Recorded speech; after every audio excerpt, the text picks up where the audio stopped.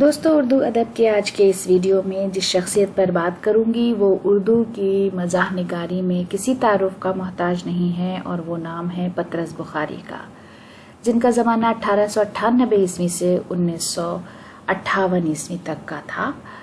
ان کا اصلی نام احمد شاہ بخاری تھا، لیکن قلمی نام پطرس سے جانے جاتے ہیں۔ پنجاب میں پیدا ہوئے، انگریزی میں ایم اے تک تعلیم حاصل کرنے کے بعد لاہور گورنمنٹ کالج میں انگریزی کے استاد مقرر ہوئے۔ اس کے بعد آل انڈیا ریڈیو دہلی سے وابستہ ہوئے اور کئی ذمہ دار عہدوں پر مامور رہے۔ پطرس کا شمار اردو کے بہترین مزاح نگاروں میں ہوتا ہے۔ انہوں نے اگرچہ کم لکھا، لیکن جو کچھ بھی لکھا وہ بہت اچھا لکھا۔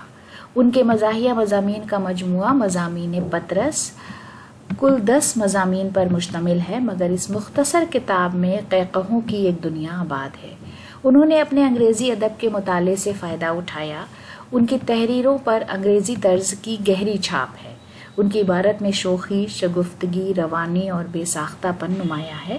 سیدھی سادھی باتوں سے مزاح پیدا کرنا، لفظوں کے الٹ پھیر سے جملے چست کرنا اور خود کو مذاق کا موضوع بنا کر اپنے اوپر ہنسنا ان کا خاص انداز ہے۔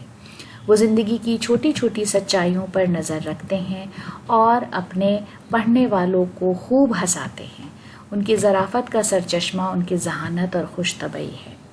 مضمون سویرے جو کل میری آنکھ کھلی کا شمار پطرس کے نمائندہ مضامین میں ہوتا ہے۔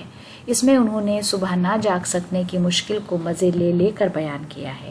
یہ بات دیکھنے سے تعلق رکھتی ہے کہ وہ کس طرح سامنے کی باتوں کو مزاح کا رنگ دے دیتے ہیں اور بات سے بات پیدا کر کے ہماری دلچسپی کا سامان کرتے ہیں۔ تو دوستو، اسی کے ساتھ آج کا یہ ویڈیو ختم کرتے ہیں۔ اگلے ویڈیو میں آپ کے ساتھ پھر کسی ادبی شخصیت کی تفصیل شیئر کروں گی۔ ویڈیو دیکھنے کے لیے بہت بہت شکریہ۔